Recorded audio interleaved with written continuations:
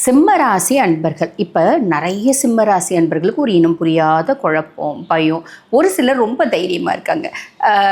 தேவையில்லாமல் சிம்மத்தை பற்றி நெகட்டிவாக சொல்லி சொல்லி ஒரு 5 விஷயத்தில் நீங்கள் கவனமாக இருந்தீங்க அப்படின்னா அஷ்டமத்து சனியினால் உங்களை ஒன்றுமே பண்ண முடியாது. இதுக்கு தான் இந்த பதிவு, புரியுதுங்களா? எந்தெந்த விஷயம். ரெண்டாவது விஷயம் என்ன அப்படின்னா, நம்ம வேலை செய்கிற இடத்துல சில பல காம்ப்ளிகேஷன்ஸ். நமக்கு சிம்மம் பெருசாக நடிக்க தெரியாது. சிம்மம் பாருங்கள், எது வந்தாலும் டைரெக்டாக வெட்டு 1 துண்டு 2, வெட்டு 1 துண்டு 10 துலாம், வெட்டு 1 துண்டு 2 அப்படின்னு டைரெக்டாக பேசக்கூடியவங்க. ஜென்யூனிட்டி, எலும்பு சம்மந்தப்பட்ட பிரச்சனைகள் வருது அப்படின்னா உடனே வைத்தியம் பண்ணிக்கோங்க. இது எல்லாத்துலேயும் கவனம் அப்படின்றது வச்சுக்கோங்க. இந்த ஒரு வருஷம் இன்னொரு கவனம் இருக்குது. அது என்ன அப்படின்னா, இந்த ஒரு வருஷம் குரு லாப குருவாக இருக்காரு.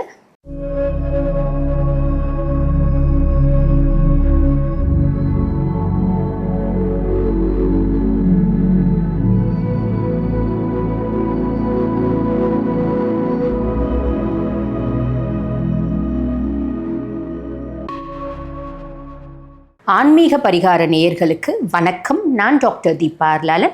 இன்றைக்கி நம்ம என்ன டாபிக் பற்றி டிஸ்கஸ் பண்ண போகிறோம் அப்படின்னா, நம்ம எல்லாருக்குமே தெரியும், சனி பயிற்சி ஆரம்பித்தாச்சு, ராகுகேது பயிற்சி ஆரம்பித்தாச்சு, குரு பயிற்சி ஆரம்பித்தாச்சு.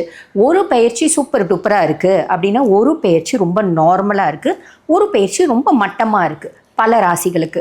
அப்போ நாங்கள் பாருங்கள், எந்தெந்த விஷயத்தில் ரொம்ப ஃப்ரீயாக இருக்கலாம், எந்தெந்த விஷயத்தில் நம்ம ரொம்ப காஷியஸாக இருக்கலாம், எச்சரிக்கையாக இருக்கலாம் அப்படின்றது நிறைய பேரோட கேள்வியாக இருக்குது. அப்போ இந்த பதிவு எந்தெந்த விஷயத்தில் ஒவ்வொரு ராசியினரும் எச்சரிக்கையாக இருக்கணும் அப்படின்றத பற்றி தாங்க.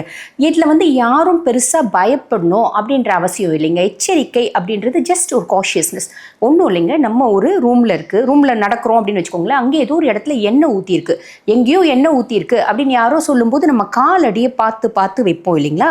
அந்த மாதிரி ஒவ்வொரு ராசியினரும் எந்தெந்த விஷயத்தில் எச்சரிக்கையாக இருக்கலாம் பார்த்துடலாம் வாங்க. சிம்மராசி அன்பர்கள் இப்போ நிறைய சிம்மராசி அன்பர்களுக்கு ஒரு இனம் புரியாத குழப்பம் பயம். ஒரு சிலர் ரொம்ப தைரியமாக இருக்காங்க.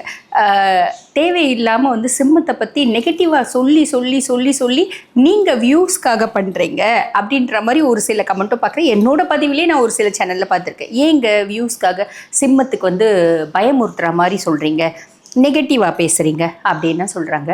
ஹானஸ்ட்டாக சொல்லணும் அப்படின்னாங்க, நான் இல்லை, எல்லாருமே பார்த்திங்கன்னா எல்லா ஜோதிடர்களும் உங்களுக்கு நல்லது தான் செய்கிறாங்க. யாருமே வியூஸ்க்காகலாம் பண்ண மாட்டாங்க. ஏன் அப்படின்னு கேளுங்க. பெரும்பாலான ஜோதிடர்களுக்கு அவங்க சொந்த சேனல் கிடையாது. நாங்கள்லாம் பாருங்கள், எல்லா சேனல்லையும் பேசுகிறோம், இன்டர்வியூ கொடுக்குறோம். அதுலேயும் சிலர் கேட்பாங்க, உங்களுக்கு எவ்வளோ பேமெண்ட் அப்படின்னு கேட்பாங்க. அந்த மாதிரி பேமெண்ட்டுக்கெலாம் இன்டர்வியூ கொடுக்கறது கிடையாது.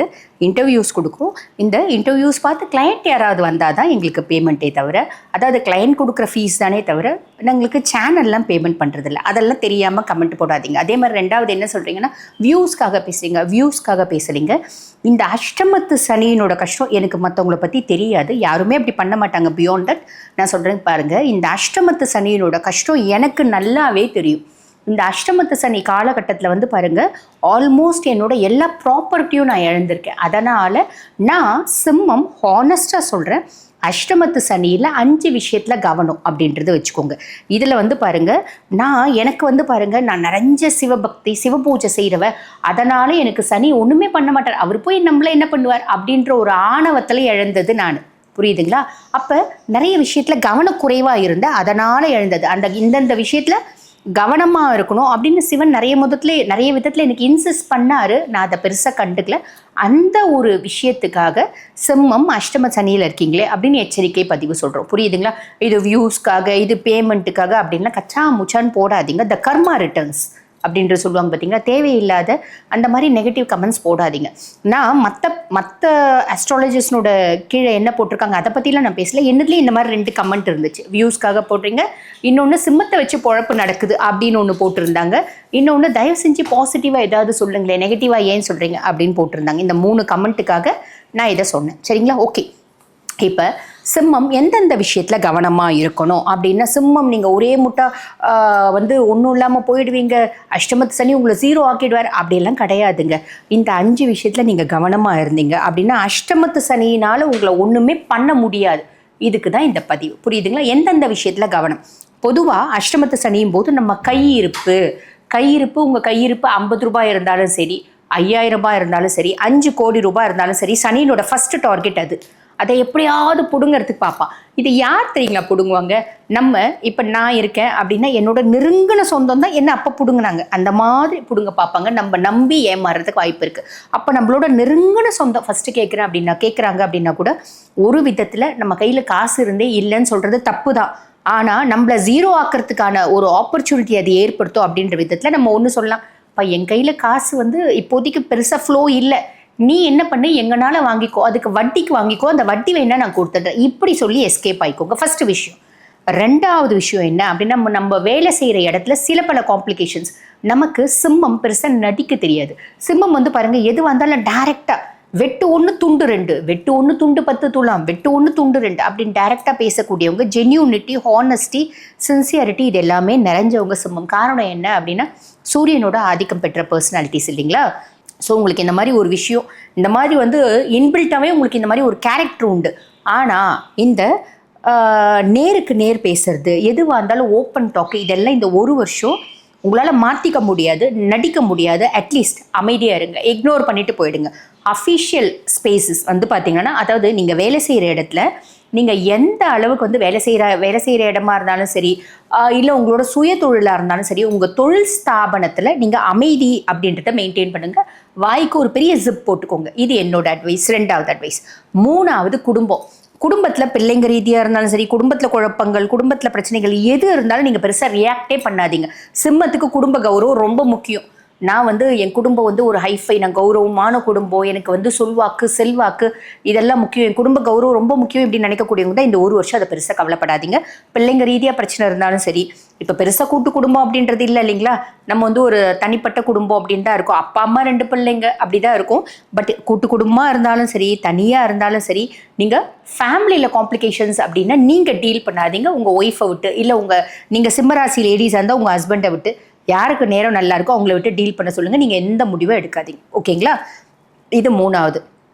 நாலாவது வந்து பாருங்கள், நம்ம சமுதாயத்தில் இருக்கவங்க தேவையில்லாமல் நம்ம மேலே ஒரு அவப்பேர் சொல்ல பார்ப்பாங்க. அது உங்கள் ரீதியாக நீங்கள் காஷியஸாக இருந்தாலும் நம்ம வாய்க்கு ஜிப் போட்டுக்க முடியும். நீங்கள் சிம்மராசி லேடியாக இருக்கீங்க, உங்கள் வீட்டுக்கார வாய்க்கு ஜிப் போட முடியுமா? உங்கள் பிள்ளைங்க வாய்க்கெலாம் ஜிப் போட முடியுமா?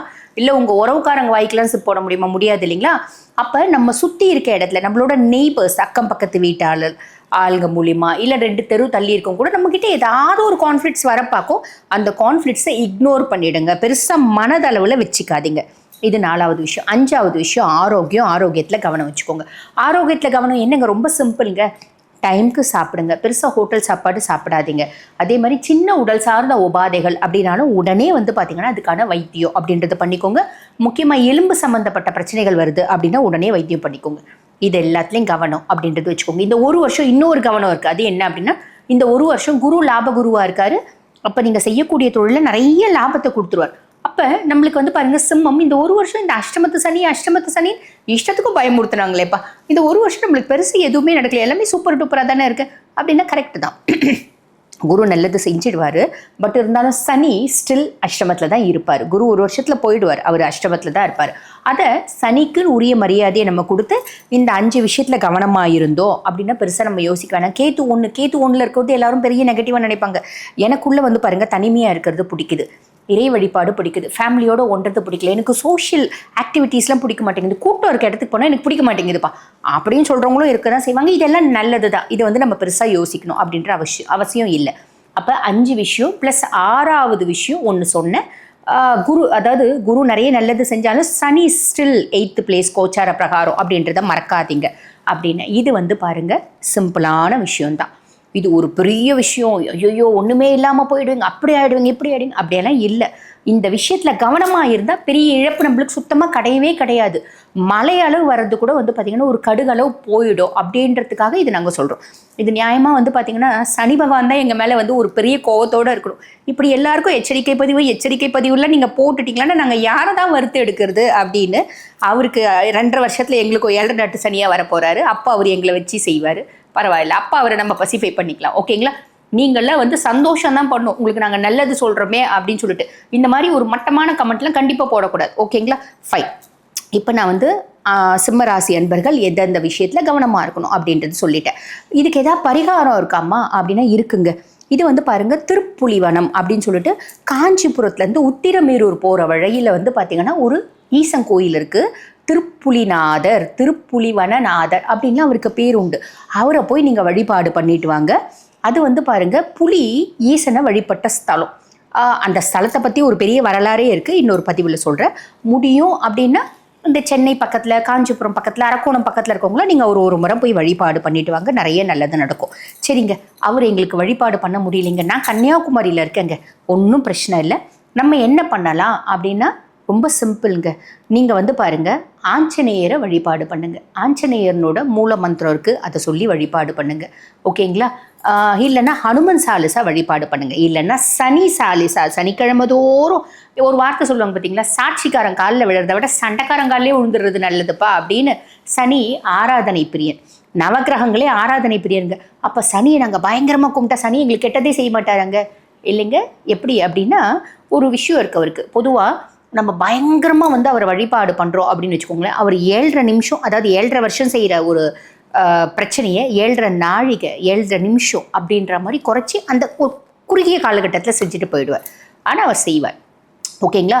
பட் இந்த வழிபாடு அப்படின்றது நீங்கள் பெரிய லெவலில் கஷ்டப்படாமல் ரொம்ப ஈஸியாக இருக்க உதவும். அதுக்கும் மேலே நீங்கள் எச்சரிக்கையாக காஷியஸாக இருக்கீங்க அப்படின்னா அவரால் ஒன்றுமே பண்ண முடியாது, ஞாபகம் வச்சுக்கோங்க. ஸோ தெளிவாக புரிஞ்சிருக்கும்னு நினைக்கிறேன். சிம்மம், வாழ்த்துக்கள். இவ்வளவு நேரமும் வந்து பார்த்திங்கன்னா ஒரு ராசிக்கும் எந்தெந்த விதத்தில் நம்ம எச்சரிக்கையாக இருக்கணும் அப்படின்ற ஒரு ஹிண்ட் நாங்கள் கொடுத்துருக்கோம். இப்போ இந்த பதிவை பார்த்துட்டு இருக்கோங்க. ஓகேம்மா, நீங்கள் சொன்னதெல்லாம் எங்களுக்கு புரிஞ்சிருச்சு, பட் இருந்தாலும் எங்கள் சுய ஜாதகத்தை நாங்கள் உங்ககிட்ட அனலைஸ் பண்ணிக்கலாம், ப்ரெடிக்ட் பண்ணிக்கலாம் அப்படின்ற ஒரு ஐடியாவில் இருக்கோம். அப்போ என்னம்மா பண்ணுறது அப்படின்னா ரொம்ப எளிமையான விஷயங்க அது. நான் பேசிகிட்டு இருக்கும்போது எங்களோட நம்பர் கொடுத்துருப்பாங்க, 9994366066. அந்த நம்பருக்கு கால் பண்ணாதீங்க, ஹாய்னு ஒரு மெசேஜ் வாட்ஸ்அப்பில் பண்ணுங்கள். ஸ்டாஃப் உடனே ரெஸ்பாண்ட் பண்ணி அப்பாயின்மெண்ட் ஃபிக்ஸ் பண்ணி கொடுப்பாங்க, பேசிக்கலாம். நன்றி.